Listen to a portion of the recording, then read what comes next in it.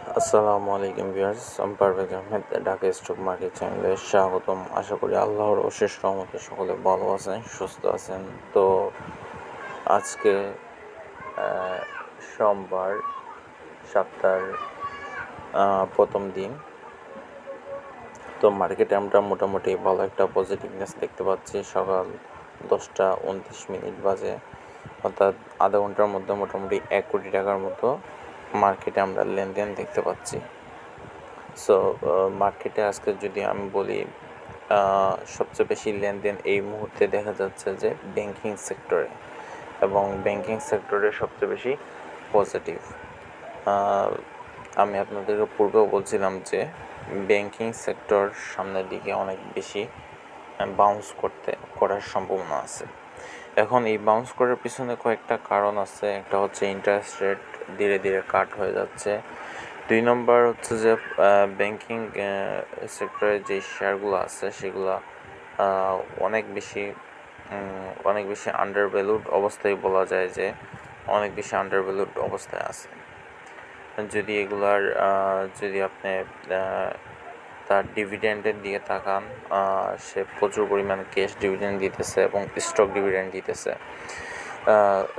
Suppose একটা ব্যাংকের কথা, যদি আমি ব্র্যাক ব্যাংকের কথা বলি, ব্র্যাক ব্যাংকের যখন তার নিউজটা প্রকাশ আসলো যে সে ডিভিডেন্ড ডিক্লেয়ার করছে, ডিভিডেন্ড ডিক্লেয়ার যে সময় নিউজটা আসলো, তখন দেখা গেল যে ব্র্যাক ব্যাংক এবার 12.5% এবং 12.5% ক্যাশ এবং 12.5% স্টক ঘোষণা করছে।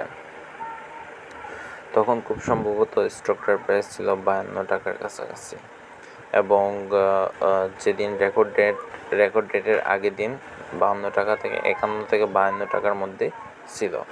সো আমি বলছিলাম যে যারা এই রেকর্ড ডেটে 52 টাকা নিছেন, তারা এইটুকু নিশ্চিত থাকেন যে আপনারা ডিভিডেন্ড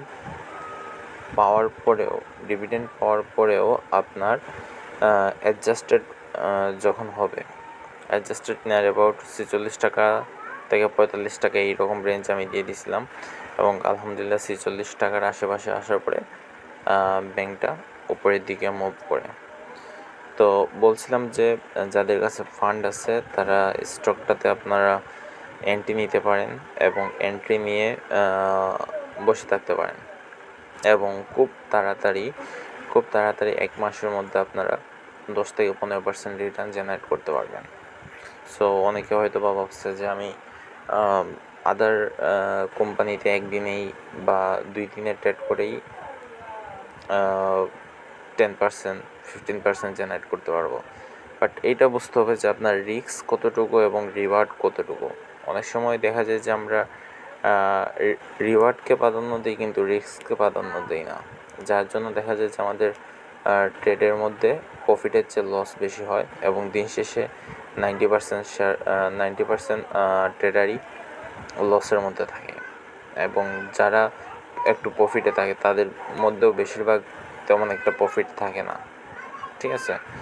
সো যারা ওই সময় কিনছিলেন, আশা করি তারা 10% না, মিনিমাম 15 থেকে 20% রিটার্ন জেনারেট করতে সক্ষম হয়েছেন। বিশেষ করে যদি আপনি 46 টাকাতেও যদি আপনি এন্ট্রি নিয়ে থাকেন, এখন আপনার কাছে 9 টাকার মতো প্রফিটে আছেন, অর্থাৎ অলমোস্ট 20% প্রফিট। ঠিক আছে? সো মার্কেটে একটু ক্যালকুলেশন করে যদি চলতে পারেন, that's will be great opportunity for you. তাছাড়া যদি দেখেন আপনি সিটি ব্যাংক আজকে আলহামদুলিল্লাহ অনেক বেশি ভালো পারফরমেন্স করতেছে। সিটি ব্যাংক যখন 18 টাকা পর্যন্ত চলে আসছিল একবার, যদি এই জায়গায় দেখেন 12 উইক লোতে 17 টাকা 90 পয়সা এইরকম দেখাচ্ছে। তো আমি বলছিলাম যে 18 টাকার আশেপাশে বা 19 টাকায় যদি কিনতে পারেন সেটা বেস্ট। তো যেদিন তার ডিভিডেন্ড ডিক্লেয়ার হয়েছে সেই দিন সে 19 টাকা পর্যন্ত, সম্ভবত 19 টাকা পর্যন্ত আসে, এবং পরবর্তীতে 18 পর্যন্ত চলে আসে, এবং আমি 18 টাকা 30 পয়সাতে যে ডিভিডেন্ডটা পাইছি, যে ডিভিডেন্ডের টাকাটা সিটি ব্যাংকের পাইছি, সেটা আমি রিইনভেস্ট করে দিই। ফলাফল এই 18 টাকা 30 পয়সা আমার অলমোস্ট এখন 3 টাকা প্রফিটে আছি। সো এটাকে যদি আমি 3/18 অলমোস্ট 17%-এর মতো 16-17% এই জায়গায় গেইন আছে। সো যে কোনো জিনিস একটু চিন্তাভাবনা করে যদি আপনি এন্ট্রি নিতে পারেন এবং আমি আশা করি যে ভালো একটা রিটার্ন জেনারেট করতে পারবেন। ব্যাঙ্কিং সেক্টরে আমাদের দেশের যারা ছোটো ট্রেডার আছে বা ছোটো ট্রেডার বলবো না, যারা ট্রেডার মেন্টালিটির আছে তারা ব্যাঙ্কিং সেক্টরের শেয়ারগুলোকে পিক করতে চায় না, কারণ এই সেক্টরের একটা শেয়ারকে মুভ করাইতে হলে, সাপোজ আমি ব্র্যাক ব্যাংককে বলি, এই সেক্টরের একটা শেয়ারকে মুভ করাতে হলে তার টোটাল শেয়ার সংখ্যা হচ্ছে 200 কোটি। তো হিউজ পরিমাণ টাকা ইনজেক্ট করা লাগে। বাট ধারণাটা একদম ভুল হচ্ছে কেন? ধারণাটা একদম ভুল, কারণ পাবলিকের কাছে আছে কতটুকু দেখেন, তারপরে ইনস্টিটিউটের কাছে আছে কতটুকু, ফরেনের কাছে আছে কতটুকু, ঠিক আছে? সো পাবলিকের কাছে আছে আপনার 7%। সো এই 7% মানুষই বিক্রি করার চেষ্টা করবে, তাও সব পাবলিকে বিক্রি করবে না। হয়তো বা এই জায়গা থেকে 30%-40% পাবলিক আছে যারা সেল দিবে, ঠিক আছে? আর বাকি ইনস্টিটিউট যদি মনে করে যে এই প্রাইসটা সঠিক আছে, এই কোম্পানির গ্রোথ আছে, আমি এটা ধরে রাখবো, তখন তারাও বিক্রি করবে না। সো অটোমেটিক এই জায়গায় ডিমান্ড ক্রিয়েট হয়ে যাবে। সেম পলিসি সবগুলো ব্যাংকের সাথেই। দেখেন আপনি গ্লোবাল ইসলামী ব্যাংক যদি দেখেন, এই কোম্পানির পারফরমেন্স খারাপ।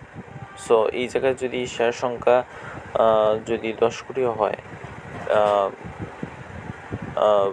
ম্যানিপুলেশন ছাড়া এমনি কিন্তু এটার প্রাইস বাড়বে না।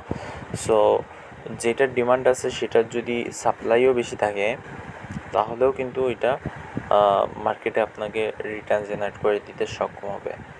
তো সব সময় চেষ্টা করবেন যে ভালো ফান্ডামেন্টাল স্টকের মধ্যে এন্ট্রি নেওয়ার জন্য, এবং সেই জায়গার মধ্যে অপরচুনিটি খুঁজবেন। হয়তো বা আজকে বাড়বে না, কালকে বাড়বে না, বাট একদিন আপনি গেইনার হবেন। কিন্তু কখনোই আবেগের বশে অতিরিক্ত প্রাইস দিয়ে স্টক কিনবেন না, তাহলে আপনি অতিরিক্ত লসও করবেন না এবং মার্কেটে সুন্দরভাবে টিকে থাকবেন।